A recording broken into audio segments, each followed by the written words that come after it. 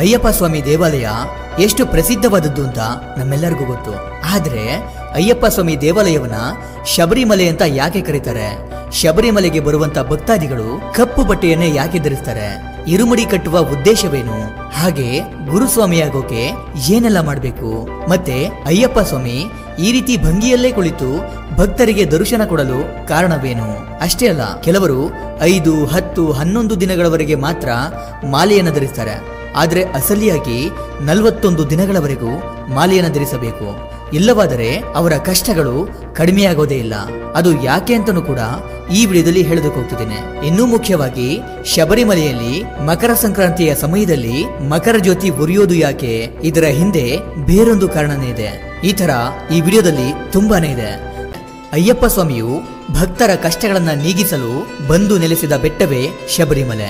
ಅಷ್ಟಕ್ಕೂ ಈ ಬೆಟ್ಟಕ್ಕೆ ಯಾಕೆ ಶಬರಿಮಲೆ ಅಂತ ಹೆಸರು ಬಂತು ಅಂದ್ರೆ, ಹಿಂದೆ ಈ ಬೆಟ್ಟದಲ್ಲಿ ಶಬರಿಯು ಶ್ರೀರಾಮನ ಆಗಮನವನ್ನ ಬಯಸಿ ಅವನ ಬರುವಿಕೆಗೋಸ್ಕರ ಜೀವನವಿಡೀ ಕಾದು ಕುಳಿತಿದ್ದಳು. ಹಾಗಾಗಿ ಶಬರಿಯು ವಾಸವಿದ್ದ ಆ ಬೆಟ್ಟವನ್ನ ಶಬರಿಮಲೆ ಅಂತ ಕರೀತಾರೆ.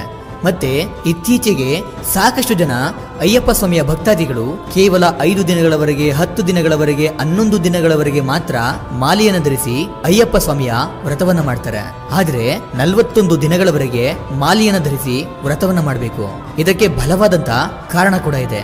ಅದೇನಂದ್ರೆ, ಒಂದೊಮ್ಮೆ ಅಯ್ಯಪ್ಪ ಸ್ವಾಮಿ ಶನಿ ಮಹಾತ್ಮನಿಗೆ ನೀನು ನನ್ನ ಭಕ್ತರಿಗೆ ಕಷ್ಟ ಕೊಡಬೇಡ, ಅವರನ್ನ ಕಾಡಬೇಡ ಎಂದು ಹೇಳುತ್ತಾರೆ. ಆಗ ಶನಿ ಮಹಾತ್ಮನು, ನಾನು ದೇವಾನು ದೇವತೆಗಳನ್ನೇ ಬಿಟ್ಟಿಲ್ಲ, ನನ್ನ ದೃಷ್ಟಿಗೆ ಬೀಳದವರೇ ಇಲ್ಲ, ಹಾಗಾಗಿ ಇವರೂ ಸಹ 7 ವರ್ಷಗಳವರೆಗೆ ಕಷ್ಟಗಳನ್ನ, ತೊಂದರೆಗಳನ್ನ ಅನುಭವಿಸಲೇಬೇಕು ಅಂತ ಶನಿ ಮಹಾತ್ಮನು ಹೇಳುತ್ತಾನೆ.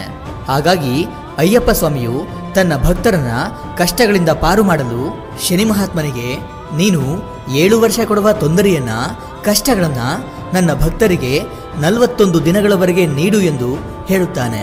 ಅದಕ್ಕೆ ಶನಿ ಮಹಾತ್ಮನು ಕೂಡ ಒಪ್ಪಿಕೊಳ್ಳುತ್ತಾನೆ. ಇದೇ ಕಾರಣಕ್ಕೆ ಅಯ್ಯಪ್ಪ ಸ್ವಾಮಿಯ ಭಕ್ತಾದಿಗಳು 41 ದಿನಗಳವರೆಗೆ ಮಾಲೆಯನ್ನು ಧರಿಸಿ ವ್ರತವನ್ನ ಮಾಡಬೇಕು. ಇನ್ನ ಈಗ ಅಯ್ಯಪ್ಪ ಸ್ವಾಮಿಯ ಭಕ್ತಾದಿಗಳು ಕಪ್ಪು ವಸ್ತ್ರವನ್ನೇ ಯಾಕೆ ಧರಿಸ್ತಾರೆ ಅಂತ ನೋಡೋದಾದ್ರೆ, ಅಯ್ಯಪ್ಪ ಸ್ವಾಮಿ ಮತ್ತು ಶನಿ ಮಹಾತ್ಮನ ಒಪ್ಪಂದದ ಪ್ರಕಾರ ಶನಿ ಮಹಾತ್ಮನಿಗೆ ತುಂಬಾ ಪ್ರಿಯವಾದ ಕಪ್ಪು ಬಣ್ಣದ ವಸ್ತ್ರವನ್ನ ವ್ರತದ ವೇಳೆ ಧರಿಸಬೇಕು. ಮತ್ತೆ ಅವರು ಕಪ್ಪು ಬಟ್ಟೆಯನ್ನ ಧರಿಸೋಕೆ ವೈಜ್ಞಾನಿಕವಾದಂತ ಕಾರಣ ಕೂಡ ಇದೆ. ಅದೇನಂದ್ರೆ, ಅಯ್ಯಪ್ಪ ಸ್ವಾಮಿಯ ವ್ರತವನ್ನ ಮಾಡೋದು, ಅಯ್ಯಪ್ಪ ಸ್ವಾಮಿಯ ದೇವಾಲಯಕ್ಕೆ ಹೆಚ್ಚಾಗಿ ಹೋಗೋದು ಚಳಿಗಾಲದ ಆರಂಭದ ಸಮಯದಲ್ಲಿ.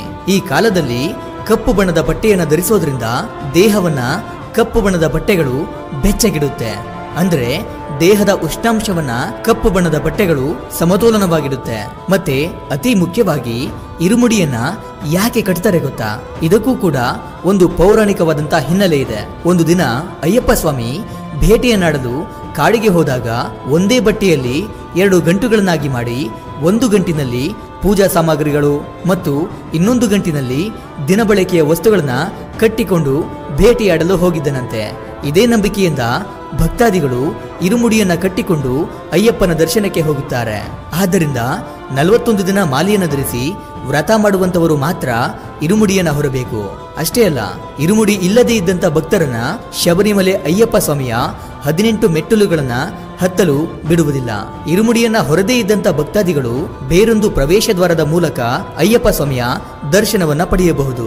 ಜೊತೆಗೆ ಅಯ್ಯಪ್ಪ ಸ್ವಾಮಿಯ ದೇವಾಲಯದಲ್ಲಿರುವ 18 ಮೆಟ್ಟಿಲುಗಳಲ್ಲಿ ಪ್ರತಿಯೊಂದು ಮೆಟ್ಟಿಲುಗಳು ಕೂಡ ಒಂದೊಂದು ಅರ್ಥವನ್ನ ಕೊಡುತ್ತವೆ.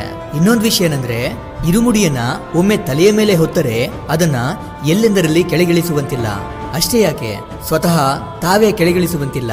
ನಿರ್ದಿಷ್ಟವಾದಂತ ಸ್ಥಳದಲ್ಲಿ ಗುರುಸ್ವಾಮಿಯ ಸಹಾಯ ಪಡೆದು ಕೆಳಗಿಳಿಸಬೇಕು. ಹಾಗಾದ್ರೆ ಇಲ್ಲಿ ಗುರುಸ್ವಾಮಿ ಅಂದ್ರೆ ಯಾರು? ಅವರನ್ನ ಯಾಕೆ ಗುರುಸ್ವಾಮಿ ಅಂತ ಕರೀತಾರೆ ಅಂತ ನೋಡೋದಾದ್ರೆ, ಒಬ್ಬ ವ್ಯಕ್ತಿ ಸತತವಾಗಿ 5 ವರ್ಷದವರೆಗೂ ಅಯ್ಯಪ್ಪ ಸ್ವಾಮಿಯ ಮಾಲೆಯನ್ನು ಧರಿಸಿ ಪ್ರತಿ ವರ್ಷ ಸಂಕ್ರಾಂತಿ ದಿನದಂದು ಅಯ್ಯಪ್ಪ ಸ್ವಾಮಿಯ ಮಕರ ಜ್ಯೋತಿಯ ದರ್ಶನವನ್ನ ಮಾಡಬೇಕಾಗುತ್ತೆ. 5 ವರ್ಷದ ನಂತರ ಅಯ್ಯಪ್ಪ ಸ್ವಾಮಿಯ ಸನ್ನಿಧಿಯಲ್ಲಿ ಗುರು ದೀಕ್ಷೆಯನ್ನ ಪಡಿಬೇಕಾಗುತ್ತೆ. ಅಂಥವರು ಗುರುಸ್ವಾಮಿ ಅಂತ ಕರೆಸಿಕೊಳ್ತಾರೆ. ಅಷ್ಟಕ್ಕೆ ಅವರ ಜವಾಬ್ದಾರಿ ಮುಗಿದು ಹೋಗಲ್ಲ. ದೀಕ್ಷೆ ಪಡೆದ ಮೇಲೆ ಗುರುಸ್ವಾಮಿಗಳು ಕೆಲ ಕರ್ತವ್ಯಗಳನ್ನ ಪಾಲಿಸಬೇಕು. ಅಯ್ಯಪ್ಪ ಸ್ವಾಮಿಯ ವ್ರತ ಮಾಡುವವರು ಗುರುಸ್ವಾಮಿಗಳ ಕೈಯಿಂದಲೇ ಮಾಲೆಯನ್ನ ಧರಿಸಬೇಕು. ಯಾತ್ರೆ ಮಾಡುವಂತ ಸಮಯದಲ್ಲಿ ಮಿಕ್ಕುಳಿದ ಎಲ್ಲಾ ಸ್ವಾಮಿಗಳ ಜವಾಬ್ದಾರಿ ಅವರ ಮೇಲಿರುತ್ತೆ. ಇನ್ನ ಈಗ ಅತಿ ಮುಖ್ಯವಾಗಿ ಮಕರ ಸಂಕ್ರಾಂತಿಯ ದಿನದಂದು ಒಂದು ವಿಸ್ಮಯ ಜರುಗುತ್ತೆ. ಅದನ್ನೇ ಮಕರ ಜ್ಯೋತಿ ಅಂತ ಕರೀತಾರೆ. ಈ ಮಕರ ಜ್ಯೋತಿಯನ್ನ ನೋಡಿ ಕಣ್ತುಂಬಿಕೊಳ್ಳೋಕೆ ಭಕ್ತರು ದೇಶ ವಿದೇಶಗಳಿಂದ ಶಬರಿಮಲೆಗೆ ಬರ್ತಾರೆ.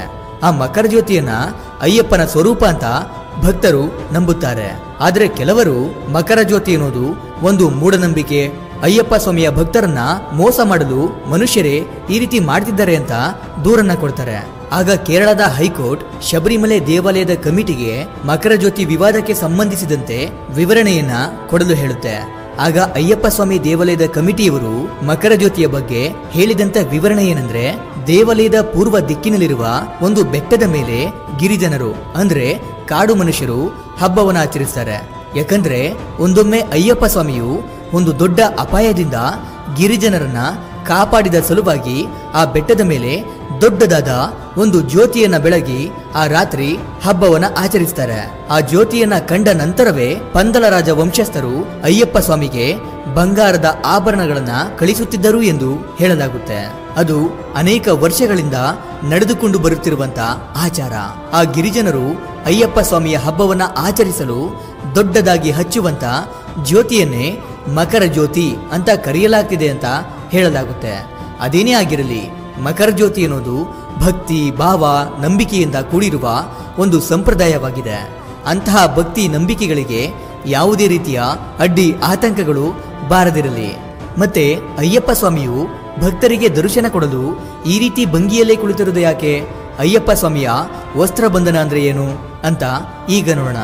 ಅಯ್ಯಪ್ಪ ಸ್ವಾಮಿಯು ಮಹಿಷಿಯನ್ನ ಸಂಹರಿಸಿದ ಮೇಲೆ ಶಬರಿಮಲೆ ಆಲಯದಲ್ಲಿ ಜ್ಞಾನಪೀಠದ ಮೇಲೆ ಕುಳಿತು ಭಕ್ತರಿಗೆಲ್ಲ ಅನುಗ್ರಹ ನೀಡುತ್ತಿರುತ್ತಾನೆ. ಆಗ ಅಯ್ಯಪ್ಪ ಸ್ವಾಮಿಯರು ಶಬರಿಮಲೆಗೆ ಸ್ವಾಮಿಗಳ ಒಡವೆ ಆಭರಣಗಳನ್ನ ಹೊತ್ತುಕೊಂಡು 18 ಮೆಟ್ಟಿಲುಗಳನ್ನ ಹತ್ತಿ ಅಯ್ಯಪ್ಪ ಸ್ವಾಮಿಯ ತಂದೆ ಪಂದಳ ರಾಜ ಬರೋದನ್ನ ನೋಡುತ್ತಾ ಕುಳಿತಿದ್ದಂತ ಅಯ್ಯಪ್ಪ ಸ್ವಾಮಿಯು ಎದ್ದು ನಿಲ್ಲೋಕೆ ಪ್ರಯತ್ನ ಮಾಡುತ್ತಾನೆ. ಅದನ್ನ ಕಂಡಂತ ಒಡವೆಗಳನ್ನ ಹೊತ್ತು ಬರುತ್ತಿದ್ದ ಪಂದಳ ರಾಜ ಬೇಡ ಬೇಡ, ಎದ್ದು ನಿಲ್ಲಬೇಡ ಎಂದು ಹೇಳುತ್ತಾ ಅಯ್ಯಪ್ಪ ಸ್ವಾಮಿಯ ಹತ್ತಿರ ಬಂದು ತನ್ನ ಭುಜದಲ್ಲಿದ್ದ ರೇಷ್ಮೆ ವಸ್ತ್ರವನ್ನ ಎದ್ದು ನಿಲ್ಲೋಕೆ ಪ್ರಯತ್ನ ಪಡ್ತಿದ್ದ ಅಯ್ಯಪ್ಪ ಸ್ವಾಮಿಯ ಮೊಣಕಾಲುಗಳಿಗೆ ಆ ವಸ್ತ್ರವನ್ನ ಸುತ್ತುತ್ತಾನೆ. ಅಯ್ಯಪ್ಪ ಸ್ವಾಮಿಯನ್ನ ಆ ಭಂಗಿಯಲ್ಲಿ ನೋಡಿ ಕಣ್ತುಂಬಿಕೊಂಡ ಪಂದಳ ರಾಜ ಉಳಿದ ಭಕ್ತರೆಲ್ಲ ಇದೇ ರೂಪದಲ್ಲಿ ನಿನ್ನನ್ನು ಕಂಡು ಆನಂದಿಸಬೇಕು ಅಂತ ಅಯ್ಯಪ್ಪ ಸ್ವಾಮಿಯನ್ನ ಕೇಳಿಕೊಳ್ಳುತ್ತಾನೆ. ಇದೇ ಕಾರಣದಿಂದ ಅಯ್ಯಪ್ಪ ಸ್ವಾಮಿಯು ಮೊಣಕಾಲನ್ನ ಊರಿ ಕುಳಿತ ಭಂಗಿಯಲ್ಲೇ ಇಂದಿಗೂ ಭಕ್ತರಿಗೆ ದರ್ಶನವಾಗುತ್ತಿದೆ.